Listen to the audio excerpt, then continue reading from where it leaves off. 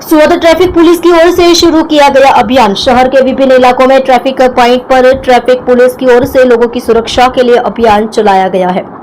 उत्तरायण पर्व के मद्देनजर सूरत यातायात विभाग की टीम एक्शन मोड पर। सूरत यातायात विभाग की टीम ने वाहनों पर सुरक्षा का नजरिया बनाकर वाहन चालकों को समझाया। यातायात विभाग की टीम ने वाहन चालकों को रोका और पतंग की डोर से बचने के लिए वाहनों पर लोहे के तार बांधी। ट्रैफिक पुलिस ने भी बच्चों को बाइक मोपेड में आगे नहीं बैठाने की अपील की है।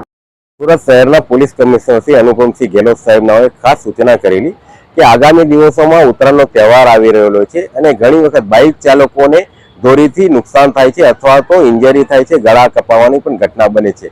આવી ઘટનાઓ નિવારી શકાય તે માટે ટ્રાફિક વિભાગ તરફથી તેઓના બાઇક છે એની આગળ સેફટી ગાર્ડ लगावવામાં આવે છે। અગર એને નહીં લગાવ્યું હોય એને અપીલ કરવામાં આવે છે કે આવા સેફટી ગાર્ડ લગાડે, લોકોના ગળા ન કપાય તે માટે નેક ગાર્ડ પહેરે, તેમજ કોઈ બાળકોને આગળ બેસાડતા હોય તો આવી દુર્ઘટના ન બને તે માટે બાળકોને પાછળ બેસાડે એ પ્રમાણેની અપીલ કરીએ છીએ અને દરેકને સમજ કરીએ છીએ।